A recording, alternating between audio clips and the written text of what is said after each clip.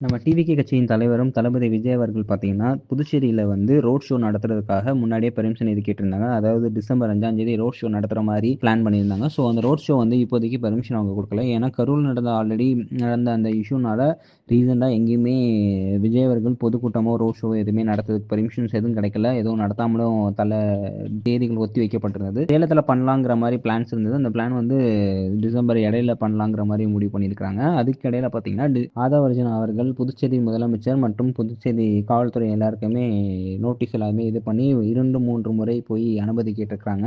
அவங்க இப்போ அந்த புயல் காரணமாக எந்த பெர்மிஷனுமே குடுக்காம ஆல்ரெடி மக்கள் பல பிரச்சனைகளும் பாதிப்புக்குள்ள இருக்கிறாங்க. ஸோ இது இந்த டைம்ல இந்த சிச்சுவேஷன்ல இது செட் ஆகாது. கொஞ்சம் சில நாட்களுக்கு பிறகு பெர்மிஷன் வழங்கப்படும் என்று புதுச்சேரியில இருக்கிறவங்க எல்லாருமே சொல்லியிருக்காங்க. ஸோ அதனால இப்போ இங்க இருக்கிற கரண்ட் சிச்சுவேஷனுக்காக நம்ம டிவிகே தலைவரும் இப்போ இந்த ரோட் ஷோ கொஞ்சம் ஒத்தி வைக்கலாம் அப்படிங்கிற மாரி முடிவு பண்ணியிருக்காங்க.